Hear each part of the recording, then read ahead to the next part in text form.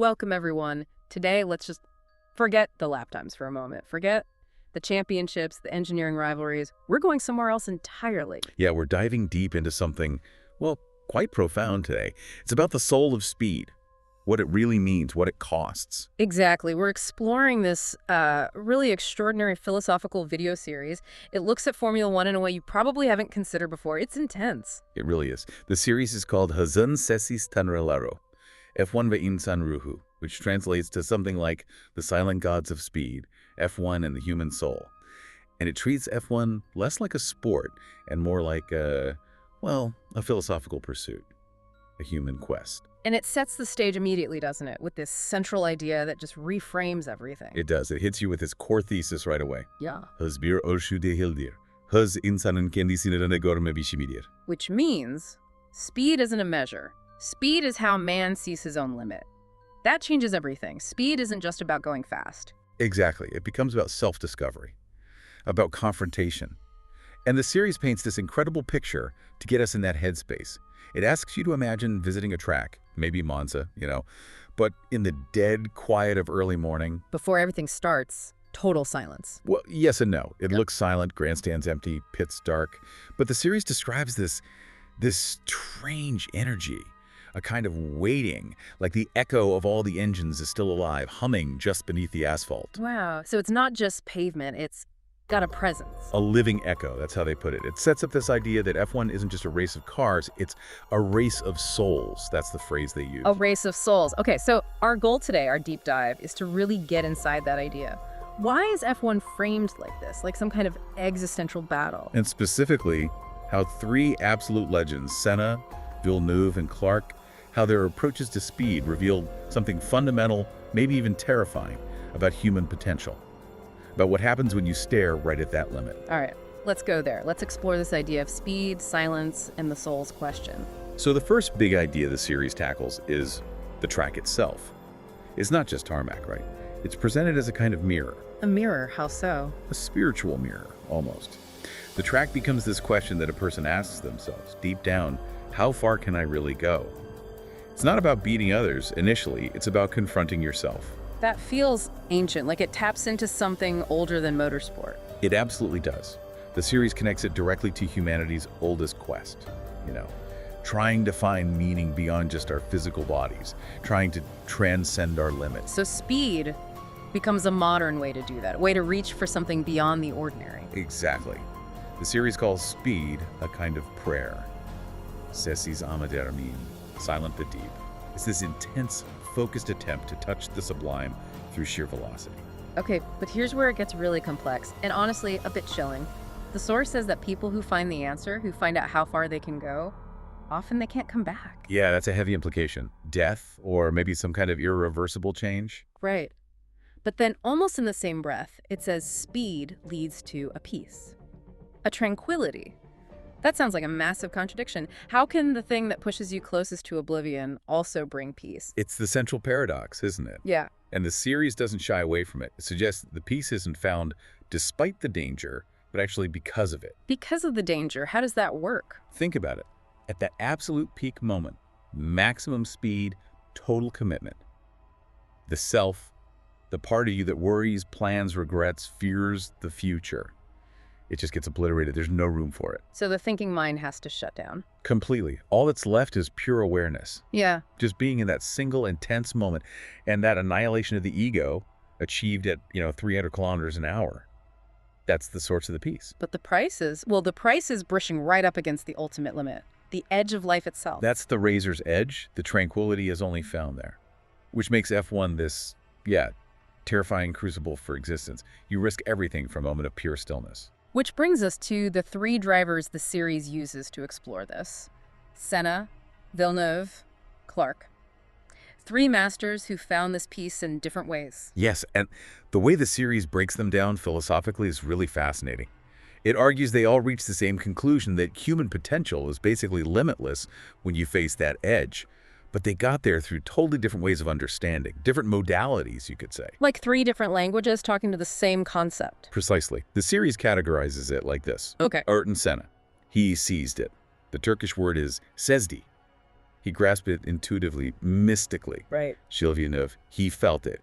He said he lived it through pure, raw physical instinct and honesty. Okay. And Jim Clark, he solved it. You used to. He mastered it through quiet, almost intellectual balance and simplicity.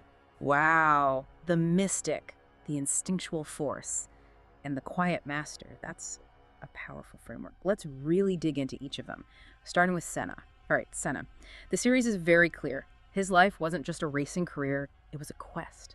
He wasn't just after wins, he was chasing something else, something fundamental. Yeah, a boundary. And the description of his state behind the wheel is just mesmerizing. It says, as he went faster, the outside world actually seemed to slow down for him. Everything else just lost its meaning. Total focus, like the world outside the cockpit just faded away. Exactly. The source sees it as this radical dedication, almost like a religious intensity applied to speed.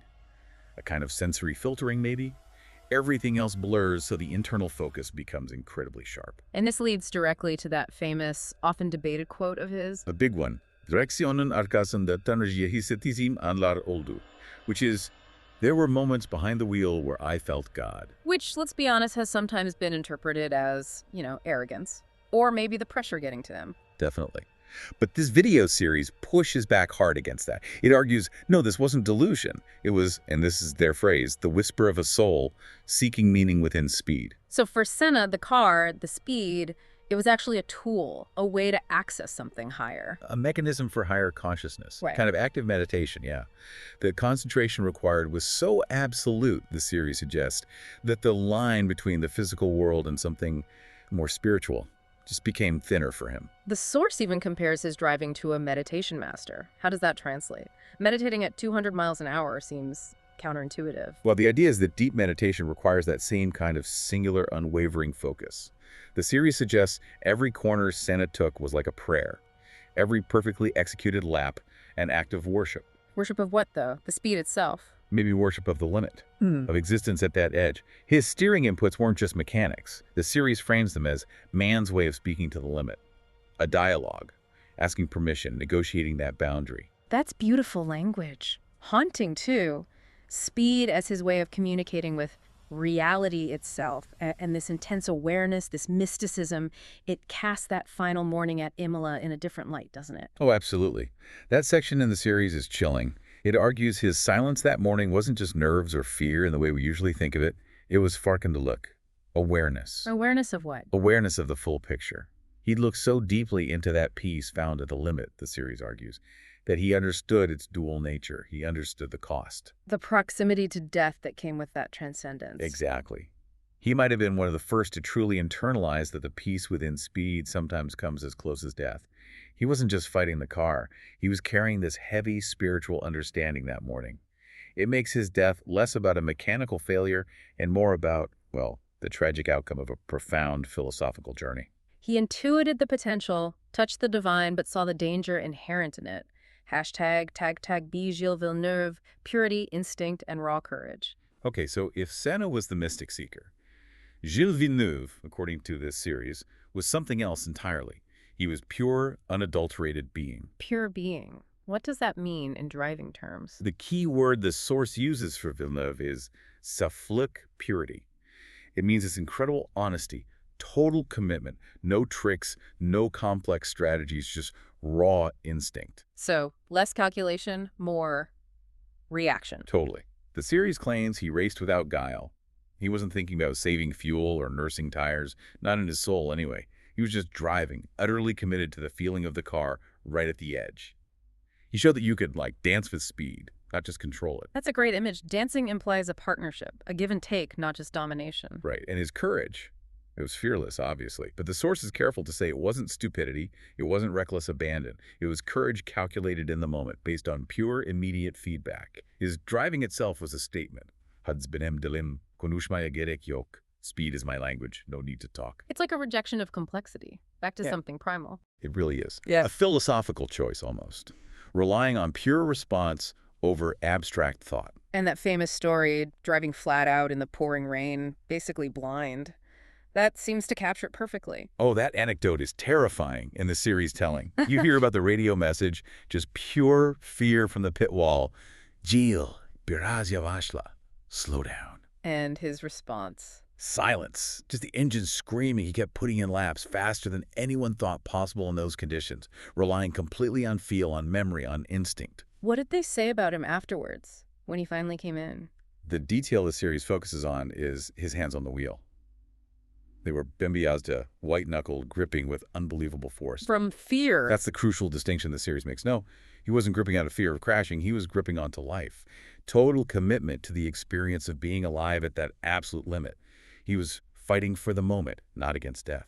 Wow, that reframes everything. He wasn't battling the conditions. He was embracing the intensity. Exactly. And that's why the source says the track, for Villeneuve, was the ultimate test of honesty. Masks didn't matter. Fame, money, reputation useless. If you weren't completely, utterly truthful about your commitment right then, the track would find you out. Instantly. So he taught fearlessness, but as a form of absolute honesty. #C, Jim Clark, the solitude of silent balance. Okay, so after the mystic and the force of nature, we get Jim Clark, the quiet one. The contrast is stark. He was known for being thoughtful, calm, almost serene, even in the chaos. Clark is presented as the solution. If Villeneuve was pure energy, Clark was the master of calm efficiency. There's that phrase sometimes used, Zarif Olam Dansi, the elegant dance of death. Which sounds pretty dark. It does, but the series quickly clarifies Clark didn't represent death. He represented perfect balance. He found that incredibly fine line, that point of equilibrium where you could be unbelievably fast without any apparent struggle. His peace came from mastery, not just raw courage. But what's the philosophical angle here? What was his mystery? It comes through in his own words, which the series highlights. Clark said, "Yarışırken asla hızsız hissedemezsin. Hız seni sessizleştirir." While racing, you never feel the sense of speed. Speed silences you. That's the paradox again. Outside, screaming engine, wind, blur. Inside, silence. How? It's that internal reversal. That though sensory overload is so extreme, the source suggests that the mind is forced to just shed everything unnecessary. Yeah. All the chatter. It enters this state of incredible simplicity. Because it has to focus purely on the immediate task. Exactly. At 300 kilometers, the focus on tiny adjustments, on feeling the balance, is so total that it pushes out conscious thought. Clark wasn't just driving on the track. The series says he was driving on the edge of time itself, inhabiting this frozen moment of absolute clarity. He turned the chaos into a kind of quiet equation he could solve. Perfectly put. And that tranquility, that deep solitude within the storm, is his legacy, according to the series. He proved speed could be a path to peace, not just adrenaline or fear. He showed that maybe we're at our fastest or most effective when we're at our most silent or most balanced. He solved the problem that Senna chased mystically and Villeneuve embodied instinctually. 3 incredible, distinct paths to understanding the same fundamental truth about the limit. It's really powerful thinking about them together like that, each revealing a different facet of human potential under extreme pressure. And remember, the series emphasizes different paths, but the same conclusion. Human potential, when truly tested, seems limitless. Okay, let's broaden the view now. From the driver's internal state to the whole environment around them, the mystical layer, as the source calls it. So we're moving from the driver's mind to the track, the team, the whole atmosphere. The series calls this the mystic katmanya, the mystical layer. And it starts with the idea that the tracks themselves have memory. Yeah, peace is memory. Places like Monza, Silverstone, Imola, they aren't just configurations of asphalt. The ground itself, the source argues, holds the echoes. The fear, the focused breath, the split-second decisions, the prayers of everyone who's raced there, worked there. It has a spiritual weight. So beneath the smell of fuel and burnt rubber, there's something else. A deep sense of ritual, the series suggests. And the whole F1 operation is framed as a modern ion, a rite, a ceremony. The pit stops, the engineers, how does that fit? It's all part of it. Think about a pit stop, that incredible, almost telepathic synchronization of the crew. It presented as a collective act focused entirely on speed. The engineers monitoring data, the source even claims they start breathing in sync, becoming one with the driver and the machine. And the driver merging with the wheel. It all connects. The tracks become modern temples, the series says, and the language spoken there is absolute precision. The prayers aren't words. They're written in entire tracks. I remember that line. Exactly. It's this complex, high-tech act of devotion. And this, the source argues, is why we, the spectators, get so drawn in, why I feel so emotional, even from far away. Because we're seeing something fundamental. We're seeing the naked state of being human, That's the phrase. Fear, courage, pride, love, failure, it's all there, happening at once, compressed into fractions of a second. We see our own potential, maybe, and our own fragility right there on the edge. Definitely. When a driver pulls off an incredible move, you feel that thrill of risk and success. When there's a crash, your breath catches. Yeah. That primitive survival instinct kicks in. Even watching on a screen, F1 becomes this collective mirror for our own mortality and our capacity to push beyond it. Hashtag the philosophy is the moment, Hazan Alaka. Which brings us right back to that core question the series keeps asking. Why do we crave this? Why does humanity have this fascination with speed? Yeah, it's an age-old question, isn't it? Mm-hmm. And the series positions F1 as the ultimate testing ground for it. The argument is that speed acts like a mirror to existence itself. How so? When we're slow, we have distance. We can analyze, intellectualize, we think. But when you push speed to the absolute limit, that distance vanishes. You're forced to just feel. And feeling is seen as more real. In that critical moment, yes. Yeah. Daha Gershektir, more real. Survival depends on immediate felt sense, not slow deliberation. Thinking gets in the way. So the aim isn't just going fast, it's achieving this state of hyper-reality. Yeah. By cutting out the mental noise.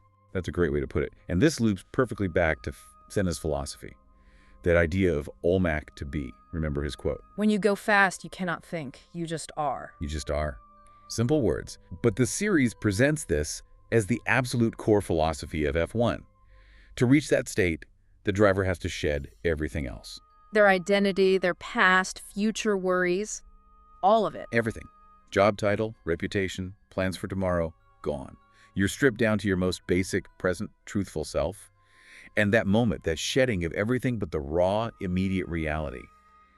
The series calls it a form of enlightenment. Enlightenment found at 300 kilometers an hour. That's intense. It's the mystical reality hidden inside the sport, this sudden, terrifying clarity that only comes through maximum velocity. It's a rejection of everyday complexity, replaced by singular, absolute focus. Existential simplification, like you said before. Reduced to pure reaction, pure being. And in that state, the limitless potential, we talked about the potential Senna intuited, Villeneuve felt, Clark solved it. It flickers into view. It becomes, for a moment, accessible. Hashtag the silent gods.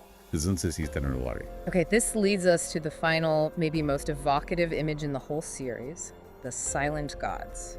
It asks us to imagine the track again, but long after the race. Dark, empty, silent. But listen to the silence, the series says. It's not empty. The wind whistling down the straight through the empty stands, it carries the echoes. Echoes of what? Of everything. Senna's quiet intensity, maybe that prayer, Villeneuve's defiant laugh, you can almost hear it. Clark's deep, focused silence, they're still there. The Zun Tanralara Sesisdir. The gods of speed are silent, so the real mystery isn't the noise and the crashes, it's the silence afterwards. That's the argument. The spirit of speed lingers, speaks even when the engines stop. And this builds to the most, well, audacious claim in the whole series. Which is? That when a driver truly forgets the world, forgets themselves behind the wheel, maybe that's the closest a human being can get to God. Wow. Okay, how do they even begin to explain that? With a metaphor, a really powerful one. The series suggests that maybe God, or the ultimate reality, whatever you call it, maybe it is also kind of speed. Infinite, eternal, burning, impossible for us to grasp. And our speed, human speed, is what? An echo. A tiny echo. Our 300 kilometer is just us, for a fleeting moment, trying to hear, maybe even trying to replicate, a fraction of that infinite speed. Our striving is just a small reflection of the infinite. Suddenly, winning races seems almost secondary. The real goal is catching that echo. Hashtag outro. Final synthesis and provocation. We've journeyed pretty deep today, following the path laid out by the silent gods of speed. It paints a picture of F1 far removed from simple competition. It's an exploration, isn't it? A relentless testing of human limits. Yeah, the source argues the real story isn't written in the record books, but in that constant question asked at every corner, can I go further? Can I endure more? And the way a driver answers that, whether through Senna's intuition, Villeneuve's raw feeling, or Clark's quiet mastery, it reveals something fundamental about what it means to be human. Speed becomes experience. Pure, unmediated experience. And experience, the series suggests, is the language of the soul. F1 is just this incredibly intense, high-stakes mirror showing us who we are, how far we'll push into that terrifying silent space. And the message in that mirror. It's always the same, the source concludes. Senior Yoke, no limit. The potential is boundless. We want to leave you with one final thought from this video series, a really haunting reflection that kind of encapsulates this whole deep dive. It sits right at that edge between human courage and something bigger. It goes, Sania, tanrilare aklash makibidir, ama tandalar bazen sadechi bizi izler, ve biz hazlandıkça onların yankısına dönüşürüz. Which translates to, speed is like approaching the gods, but the gods sometimes only watch us, and as we speed up, we turn into their echo. It leaves you wondering, doesn't it? It really does. So the question we leave you with this week is this. When you push yourself, when you reach your own edge, whatever that might be, what is the echo you leave behind?